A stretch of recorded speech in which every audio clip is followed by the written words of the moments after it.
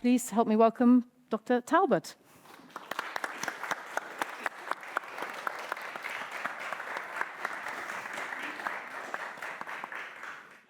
My name is Mark Taubert. I'm a palliative care consultant. I work mainly clinically. I work in Cardiff in Wales. I've got an academic role as well, but I'd say 70% of the time I work clinically. I've been in Wales since 2004, and I have a role as a palliative care consultant. I see patients in a cancer centre. I've worked in a hospice, and I work in the general hospitals as well. But having worked in the NHS for 25 years now, I always go back to an experience I had in my first year as a junior doctor in England, which was the arrest bleep going off on day 2 or day 3 of my job as a newfangled doctor, just after emerging from medical school and running to the arrest on one of the wards, and being met there by a scene of some people from the arrest team having already congregated around a body lying on the floor. This was an elderly lady in her 80s who'd been admitted. She had mild dementia and had been admitted with a pneumonia, which she was in fact recovering from. But she had gone into cardiac arrest, and she was lying there. Most of her clothes had been removed, and she was receiving CPR. And the team were getting ready to give her electric shocks. Without going into too much graphic detail, it seemed like a very undignified scene, a very undignified way of ending a very long life, even if there was a minute chance of survival of this process. And it always stuck with me. That scene always has remained with me, and I have run to many arrests since then, some successful, but most unsuccessful. And I think that's why this topic has always profoundly interested me, and why I've taken an interest in my later career as well. So as you can see here, I chair the Future Care Planning Strategy Group for NHS Wales. And I took this role on in 2018. And in 2019, I received a phone call from the Deputy Chief Medical Officer for Wales saying, "Mark, I want you to take the DNACPR policy under your auspices." And I think I declined that 3 times because as a medical student, I never sort of really envisaged or dreamed of taking on a DNACPR or do not resuscitate policy one day. It didn't really feature. But he persevered, and so I took this role on. And so as part of the Future Care Planning Strategy Group, I'll tell you about some of the things that we have done. Now, I must warn you, we medical people, we love our TWAs, 3-word acronyms. And there's quite a few of those in there, but I don't actually like them myself because I think a lot of medics use them to talk and be not understood by their patients as well. So I'm going to explain all of them as we go through this. But a lot of this has been co-informed by patients. In fact, the All Wales DNACPR form, which I'm holding up here, is co-designed by patients and carer representatives as well. And because I'm lucky enough to have a very active clinic, outpatient clinic, and because I know a lot of patients, and because maybe also I have sometimes the cheek of asking, and most of my patients and their carer representatives say, yes, I would like to quite be involved in that process. We've got representation from lots of groups, including Muslim Doctors Cymru, Health Inspectorate Wales, who can sometimes be the stick in our carrot approach in inspecting the different local health boards in terms of their adherence to our All Wales DNACPR policy. Our group meet every 2 to 3 months, and we create these various documents. So not just DNACPRs, which, by the way, is a 5-word acronym with 6 letters. And the reason for that is because I like saying, do not attempt cardiopulmonary resuscitation, not just DNR. Okay, everyone knows what DNR stands for, do not resuscitate. But resuscitate itself, for me, is a broader term. So resuscitate, for me, can involve fluid resuscitation or a blood transfusion, for instance. So I am today talking purely about the process of CPR, and I'm going to give you a little bit of history of what CPR actually is. So I'm going to talk today about what went wrong with DNRs, give you a bit of a history, and talk you through some of the resources that we've created as well. Maybe talk a little bit of perhaps our fear of talking about the end of life as well, because I think this is a lot of what this boils down to. I'm going to introduce you to some patients today, some of my patients, including Keith here, for instance, who had advanced prostate cancer. Now, Keith was quite a local character, really. He was always in the press and in the media, getting himself on BBC and ITV, and he ran a charity as well. But I met him, and we had a conversation about the future, and he had very advanced disease. And I said, look, Keith, sometimes we have to talk about what happens in the future and which treatments you might be accepting and which ones you might want to forego. And he went, tell me more.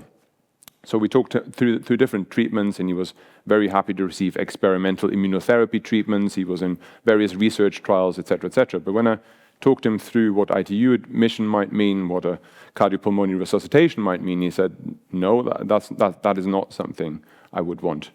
But when I first brought the topic up, he was quite taken aback. He was a bit, why are you mentioning this now? Do you think I'm going to die in the next few weeks? And I said, no, but I'd rather talk to you now when you're still compos mentis and you've got all your faculties with you than talk to you in a few weeks' time if you've got an admission for a pneumonia and you're not feeling very well. And he went, yeah, fair enough, I understand that. So imagine my surprise when a few weeks later, I see my name in the British Medical Journal because Keith had decided to write a patient story about me and how he was initially taken aback by this subject, but then had done a deeper dive and used some of the resources we've created to find out more about this topic. So that was an interesting experience. And eventually, Keith did die. And I still miss him very much because he was a very dear patient of mine. But he started selling tickets for his funeral well before his death. And there were golden tickets, silver tickets, and bronze tickets. And for some reason, I'm not sure why, I only got a bronze ticket. But that's between me and Keith. It was a wonderful funeral, by the way. It was extremely nice. But it doesn't always go this well. And I think we saw during the pandemic, a lot of stories started emerging. This is just an image from the platform called X about the ongoing COVID inquiry, where we've been talking a lot about DNACPR and do not resuscitate forms. And we heard a lot during that time about the sort of blanket approach that was used in that time, and whether there was a blanket approach and what was going on. And if I think back to that time, I was very worried and concerned at that time that perhaps clinicians were going into some sort of collective frenzy, some collective fear. We were looking at images from Italy. We were looking at images from Lombardy coming through.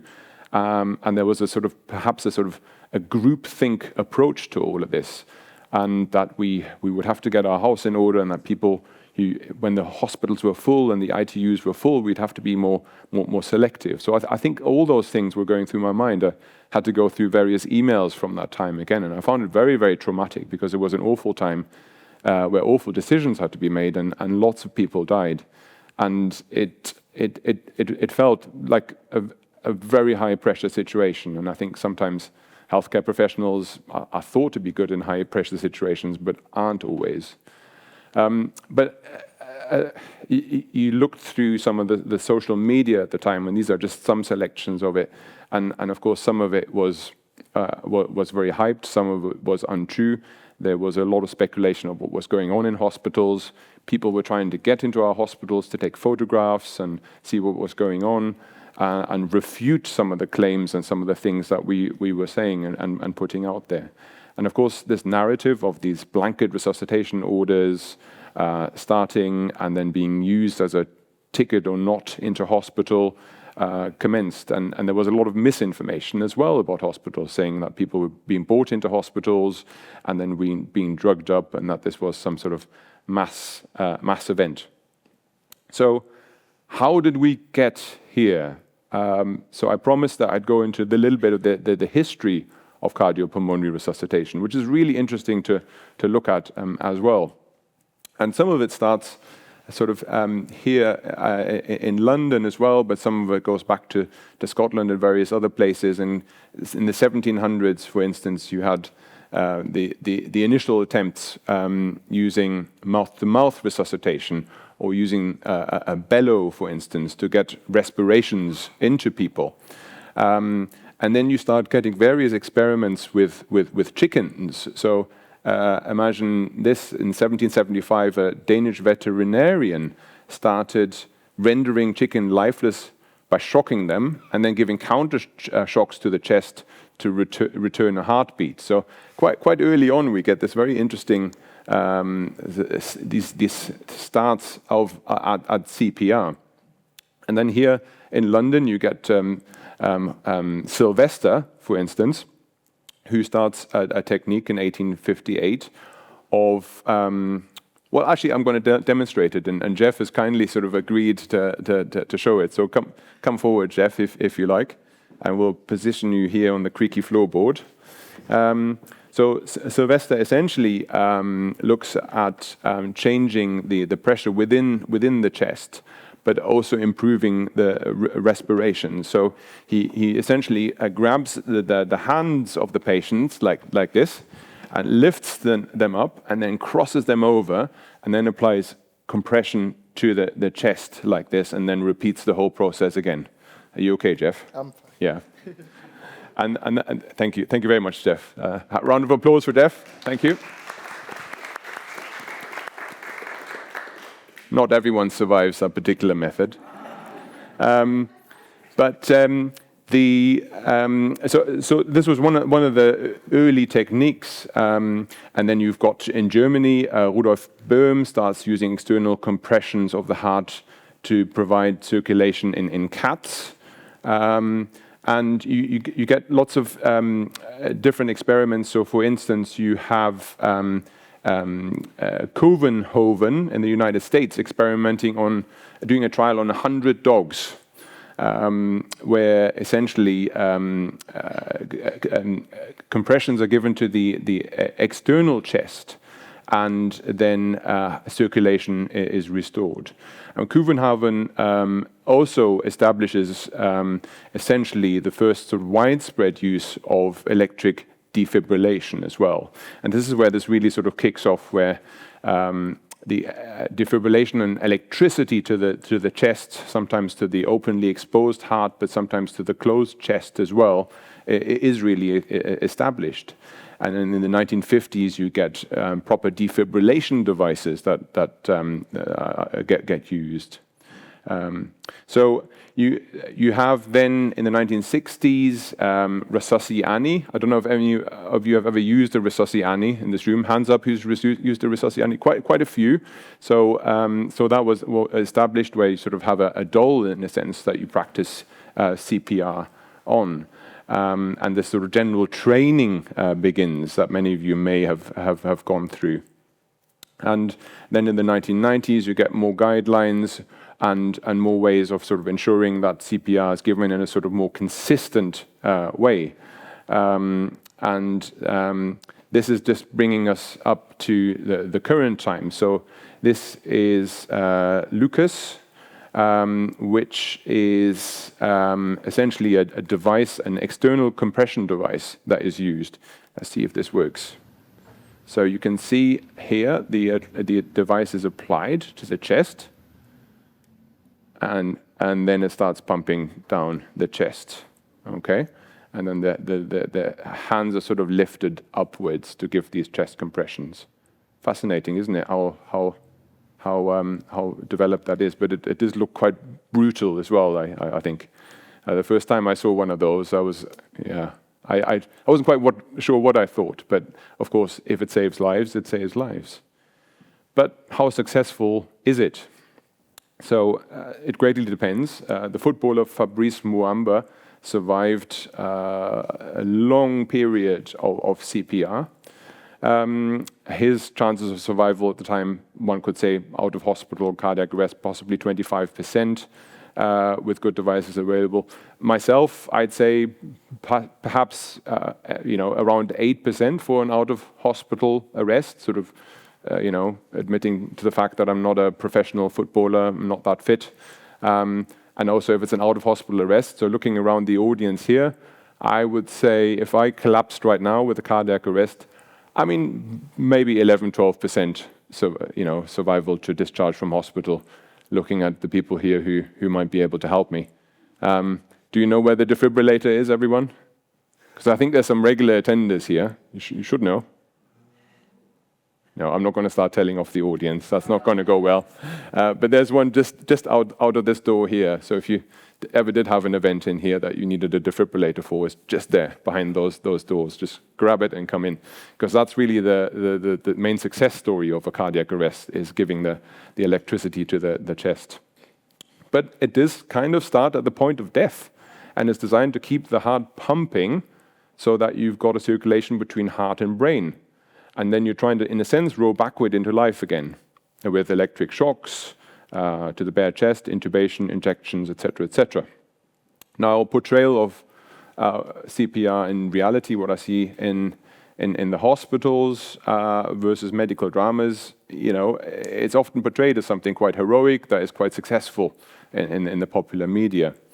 But the reality, and this is a bit upsetting, but I assume you've all seen the title of this talk today, and you've had your thoughts whether you'd come or not come. So I assume I'm talking to an audience who can handle this. But perhaps for the people watching on videos, just a warning that this might not be such a nice thing to listen to.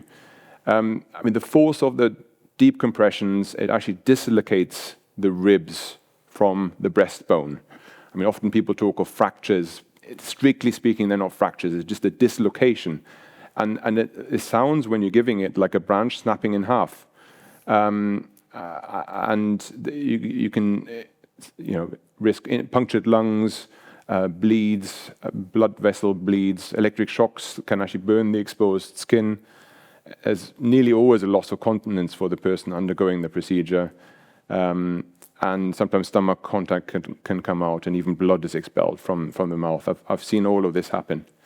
And during COVID, we also saw that people who had CPR, I think there was a trial from the United States, there was brain damage of around 90%, 40%.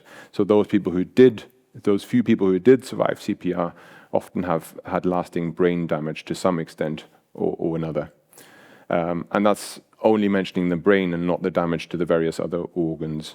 And often those people as well who've had CPR need assisted feeding, full bed care, skin care, pain relief for fractures, and that kind of thing. So when you look at television, a colleague of mine once did he watched loads of medical dramas on end and then counted the amount of times that CPR was successful. He got to about 80% of successful CPR attempts, making the doctor or the nurse giving it look very heroic, of course. But in reality, it's very different. So the overall stats don't always give you the full picture. So when it's maybe as high as 15 to 20% for some people who have an in-hospital cardiac arrest, and that's survival to discharge, it runs down more to sort of 5% in out-of-hospital community environments.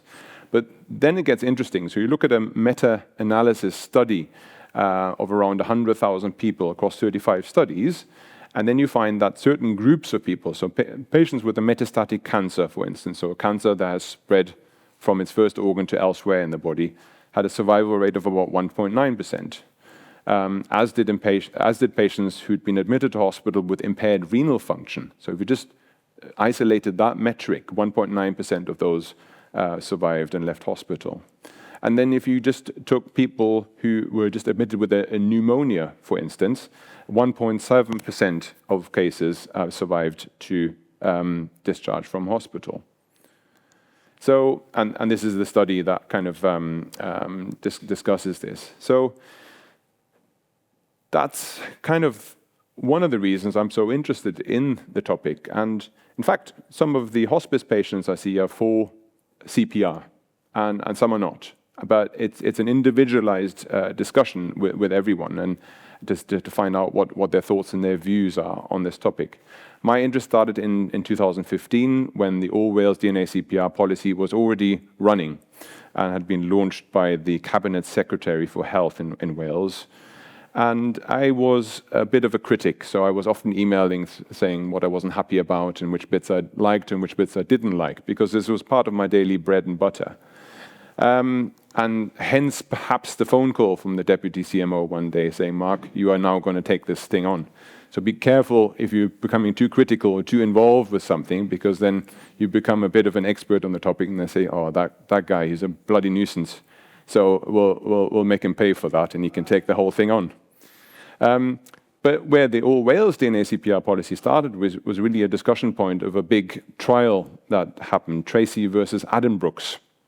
And it involved a lady called Janet Tracey, who had a cancer, a metastatic cancer, but for unrelated reasons was brought into hospital. She had a road traffic accident and ended up in ITU. So lots of things happening there. So road traffic accident, main reason she was in ITU, but she also had a cancer. And one day, one of her daughters, who I've been in touch with a lot and has actually helped us with the All Wales DNA CPR policy, was approached by one of the doctors in ITU saying, well, you know, we have that form in place just in case that no one jumps around on her chest. And it was mentioned in that sort of flippant way. And she was just leaving. She was like, oh, okay. So she went home, discussed it with the rest of the family. I don't know what they meant. And they went back, and then they found out that one of these DNA CPR forms had been placed on Janet Tracey's notes. And no one really had been told, except for that flippant remark. So they then challenged that, and Janet was there receiving high-intensity care, but she was still compos mentis. And for her, a world kind of collapsed in a sense, because she'd been there for such a long time and developed trust with all the nursing team members and the doctors, and then suddenly she felt, oh, is there lots more that they're not telling me about here? Why has no one told me about this? I want to be involved in my care. And so this started a big court case. The family, after Janet Tracey died, took this to the High Court. And the High Court initially found in favor of the doctors and the medical team, saying, well, tough, it is a medical decision, you know, whether to give CPR or to withhold CPR, and that's not going to change. But then the family took it further. They took it one court up to the Court of Appeal. And here's where it got really interesting, because it really changed everything for medics like myself. So Justices Longmore and Ryder said that the patients should be consulted in relation to advanced DNA CPR decisions, save in exceptional circumstances, and that Article 8 of the European Convention on Human Rights, the right to respect for private and family life, is engaged by the decision to impose a DNA CPR. There needs to be a convincing reason not to involve a patient in a DNA CPR decision. For a patient not to be consulted about a DNA CPR decision, the clinician would have to consider that to do so is likely to cause a patient to suffer physical or psychological harm.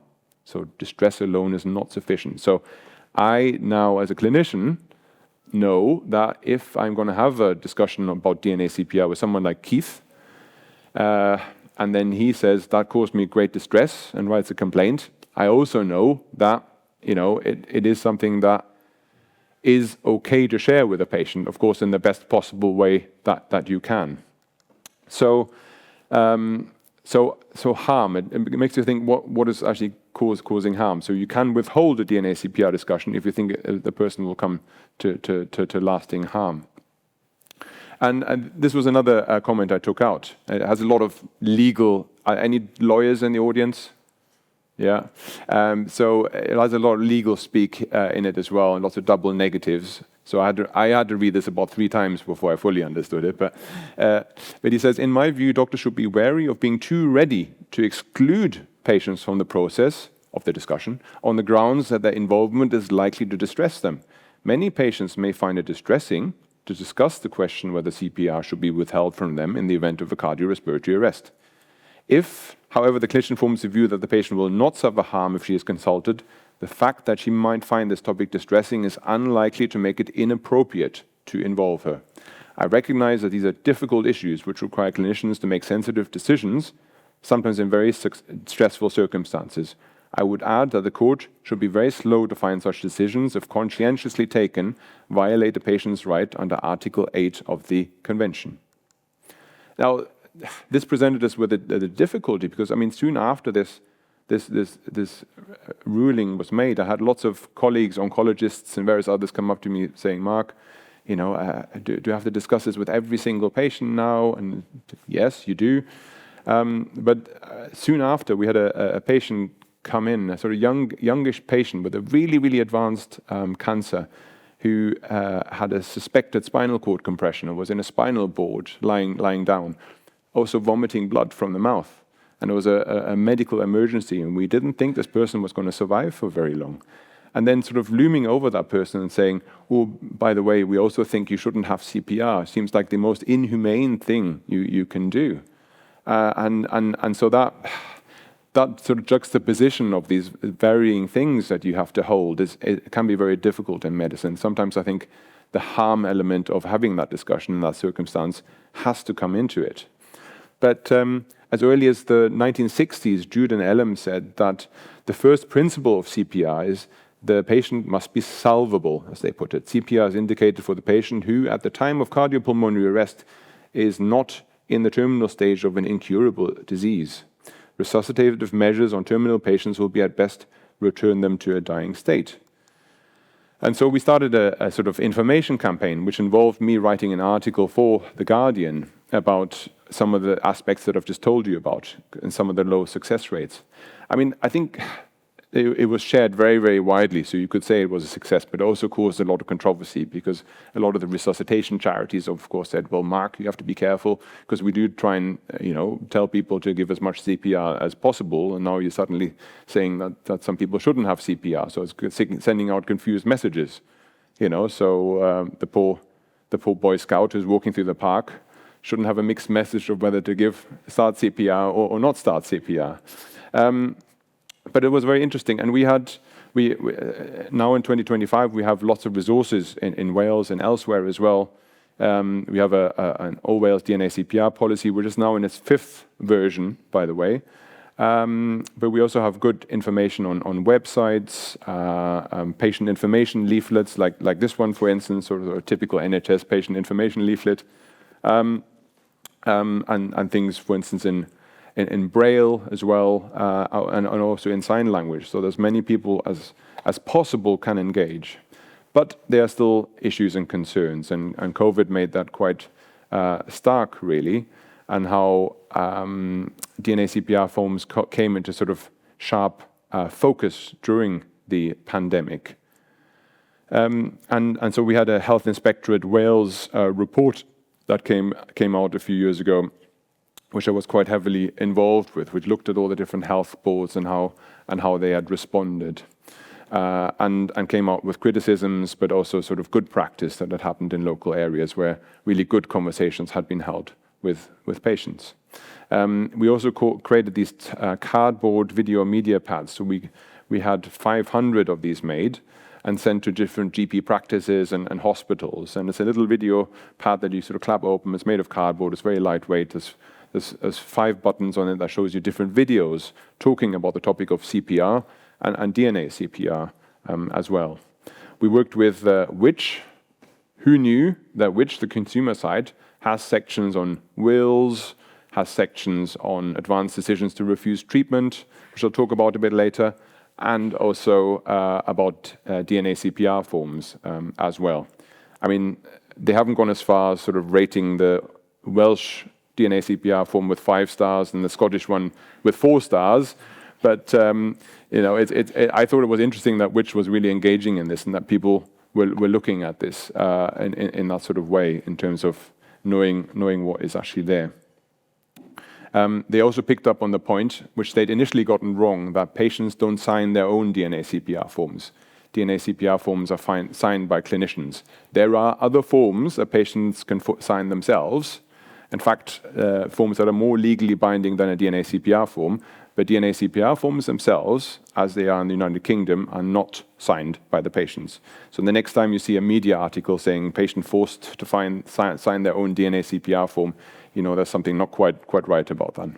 We created resources as well, advanced care planning resources as well, and a website as well that helps people look at the more broader aspects of DNA CPR.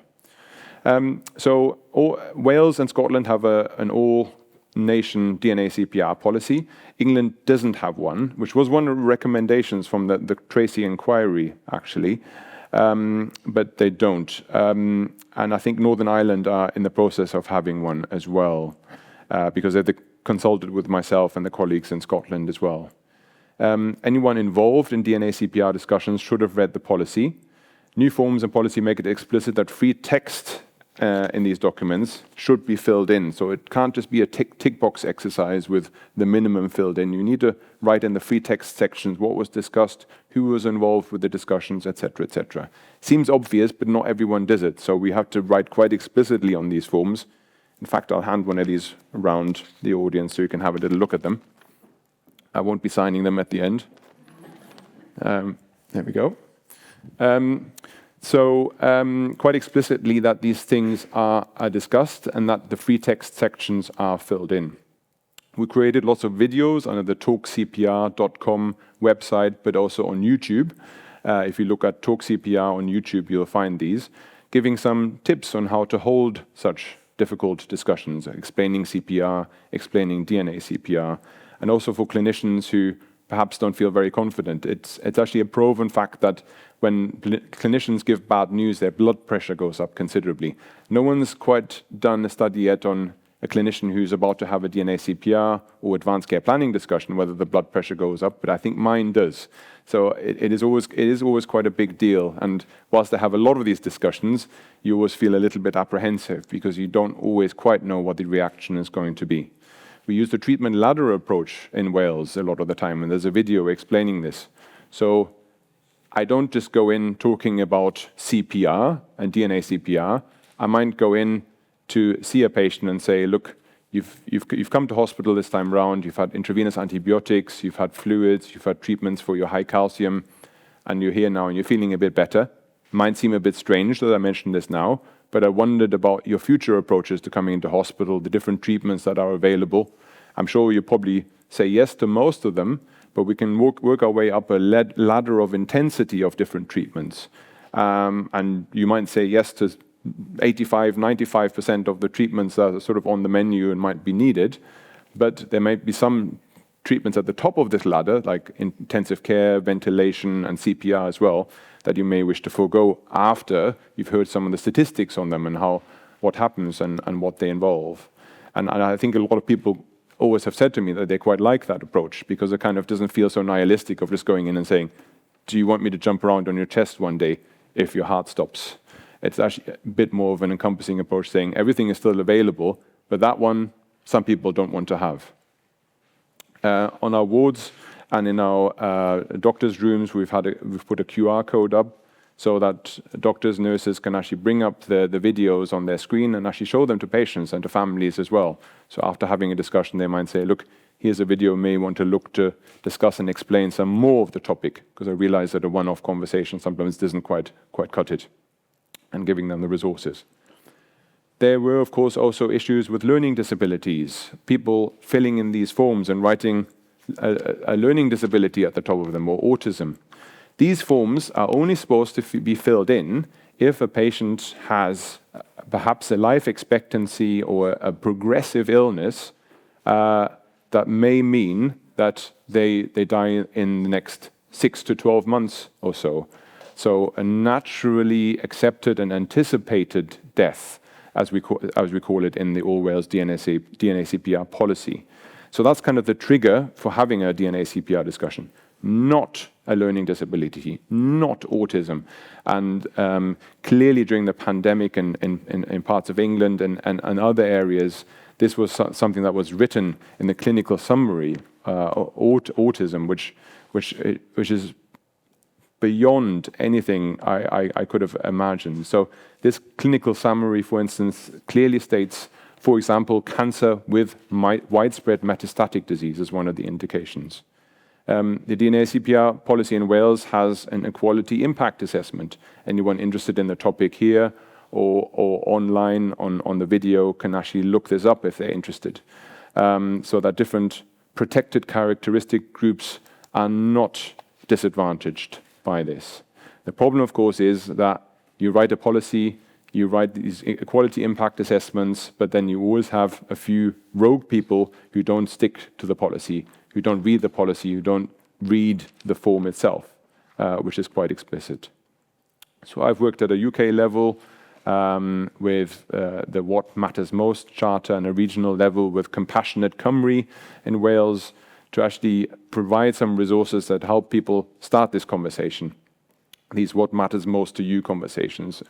And actually it's quite interesting when you let patients and carers talk about these things. The things that matter to them are often quite different to the ones that matter to you, but you can come together and sort of say, look, that's all things we can do, and what did you think about this topic? And for instance, I often bring up that patients should have a lasting power of attorney for health and welfare, or that they might want to consider writing an advance decision to refuse treatment. And I'll show you the All Wales version of one of those in a moment as well. So that's a sort of patient-initiated document, patient-signed document that is witnessed. Anyone in here got an ADRT, an advance decision to refuse treatment? No. Yes, someone there. But not many people here. Hands up if you've got a will. Yeah, that's far more people. And hands up if you've engaged in a lasting power of attorney process. Less people, but a few. That's okay. That's very good. So different things you can do to protect yourself and let ones that are close to you sort of say, no, this is not something they would have wanted if you are unable to respond. This is the What Matters Most Charter, which we wrote during the pandemic. And this is a study which I thought was quite interesting that came out during the pandemic as well, which was that it showed that having such difficult conversations, talking about death, dying, etc., in some ways had a positive effect and correlation on grief later on for those who remained. So being prepared, unsurprisingly, but being prepared and knowing that death might be something that is foreseeable was associated with less pathological grief, which is interesting if you think about it, because often DNACPR conversations or end-of-life care conversations have a sort of negative association to them, don't they?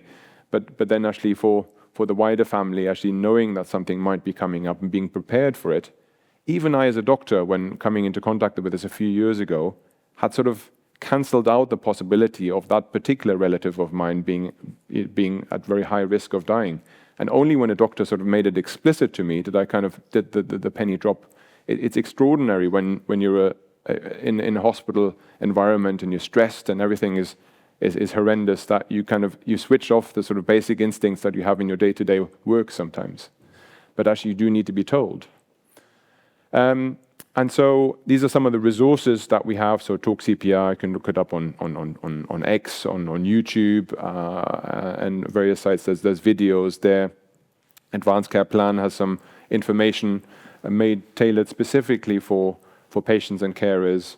And there's also My Wishes, which actually helps you sort of put forward the different aspects of your life, including some of the digital assets that you might have. We often think about our sort of personal physical possessions when we make a will, but actually increasingly important that when you're talking about what might happen one day, that you also think about all the digital assets. And people forget that they've got a Paddy Power betting account with lots of money in it, or lots of debt in it, but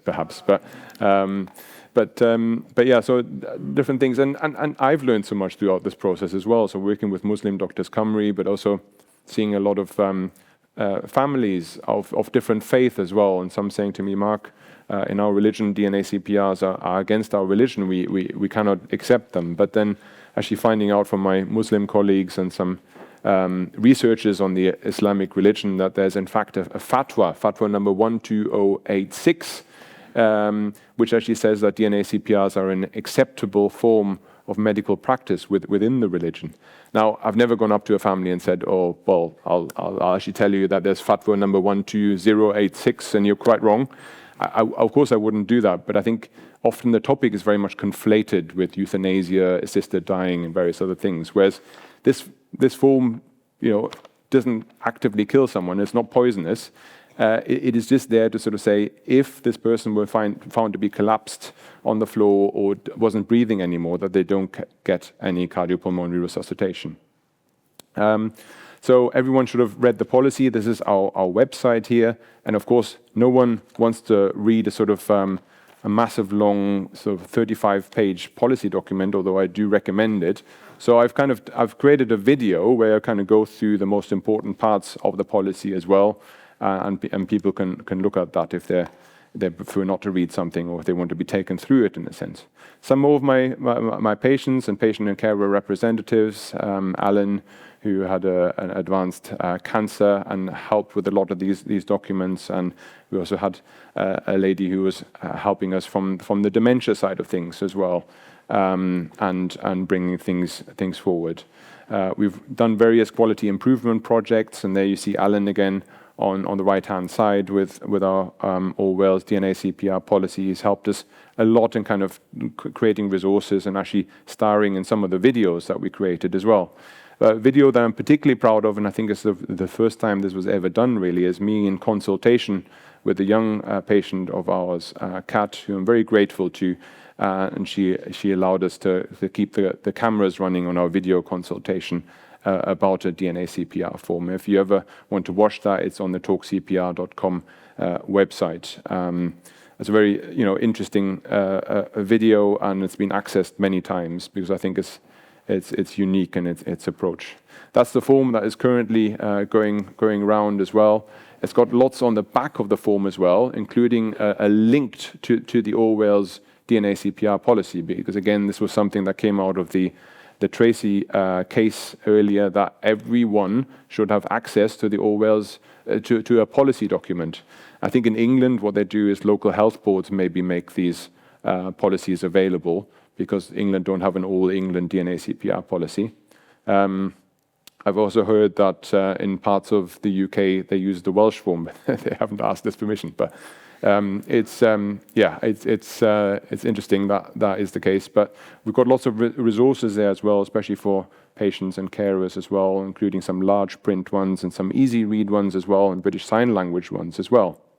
And just to come towards the end, I wanted to talk a little bit about advanced care planning, future care planning, as we call it in Wales. We had a very memorable patient with MND, motor neuron disease, sorry, another TWA, motor neuron disease, who back in 2010 lamented the fact that there was no All Wales Advanced Decision to Refuse Treatment form, ADRT.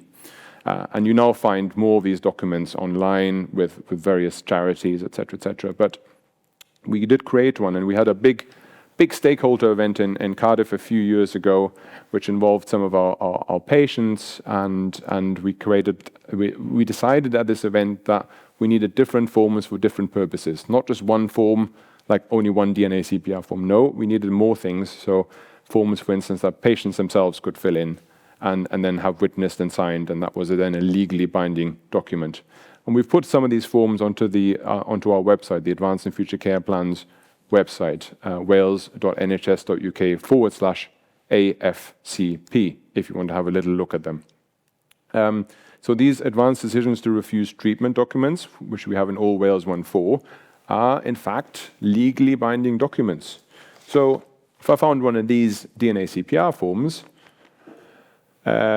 it's guidance, really. It's a letter from one clinician to another clinician in the future.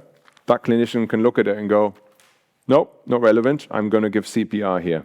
So it's not in no way legally binding, whereas an advanced decision to refuse treatment, which can be filled in by a patient themselves and be sort of properly witnessed, stating that I would never want a feeding tube put in if I'm not able to talk, I wouldn't want to have CPR, etc., is in fact a legally binding document, a legally binding refusal.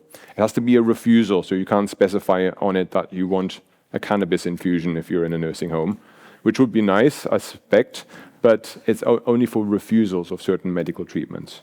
And these are just examples of some other forms that we have. So for instance, an advanced care planning form, which again is not legally binding, but can be guidance, for instance, and people can put on there that certain medical treatments they would want to forego, but also specify things like, I'd want at every opportunity my dog to be with me, for instance, and I'd like to be in a setting where my dog can be close to me, for instance, and maybe the local hospice has a policy to allow dogs.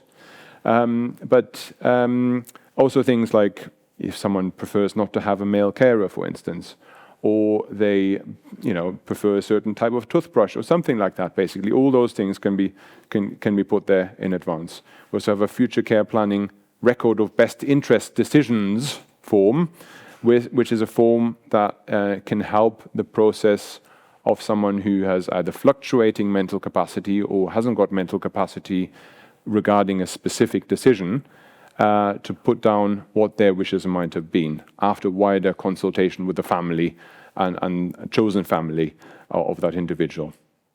What came out during the COVID inquiry as well, and which was a specific question for Wales, was the lack of, this is all on paper, and these paper forms can flutter about and get lost and whatever, that there wasn't really an electronic way of an electronic patient record that could be shared.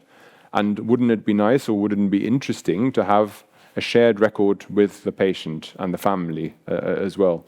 I think we're a bit of a way off that still, but we did launch an outline business case from our group to create a sort of electronic solution. Now, an electronic solution would mean that we could put this on the patient record, share it with the patient and the family members as well, and that this was all clear, because sadly healthcare systems exist in lots of electronic patient record silos. So, and then no one knows what someone else has done. So it makes a lot of sense, but there was, with regard to the RESPECT form in England, which is another form of advanced care planning, there was a Warwick report that came out recently, and one of the patient care representatives said, well, yes, all very well to have an electronic version as well, but make sure that doesn't make it all disappear into a void again and get hidden from the patient as well, because I'm not the sort of person who would access my electronic healthcare record as well. So it's very complicated getting these things right. We have a sort of BMJ article about the Advanced and Future Care Planning Strategic Approach in Wales, which you're more than welcome to look up and read. And this slide, just to show you the complexity of end-of-life care and what happens towards the end. I don't expect you to read all the small writing in there, but as a complexity of human systems, health systems, social-cultural systems, political, economic, and legal systems as well. It's a big mess to kind of find your way through all of this. And lots of people have different opinions on it should be this way, it should be that way, etc., etc. But I always say it always comes back to the person, the individual, the patient. And this is Nancy. So this is my last slide. So in this little letter that we received from her granddaughter, Amy, which she allowed me to share. I hope you don't mind me reaching out this way. It just seemed to be the most direct way to reach you. I just wanted to say a huge thank you for all the support you gave us in bringing my nan, Nancy, home on the 12th of March 2025. From the moment you became involved in her care, we all felt more at ease and like someone was finally looking at the situation through the correct lens. Our priority as a family was absolutely Nan's comfort, and in facilitating her timely discharge, you gave us the gift of 8 days of normality with her. We had 8 more days of hearing all of our favorite stories, asking her all the questions and having all the conversations we needed to have. She loved being back in her home surroundings. Nan was constantly with family that week, which is what she wanted. My 2 boys were climbing into bed with her at every given opportunity. We were fortunate that she remained sharp as ever until the end. I noticed a decline on Wednesday. She didn't talk to me that day and just slept. She passed away at 3:30 a.m. on Thursday, the 20th. And that's just a little video message from Nancy. Hello, it's lovely to be home. Hello, it's lovely to be back home. And that's where I thought I would leave this presentation, with one of our patients and talking you through a very, very complex topic at the end of life. So thank you very much.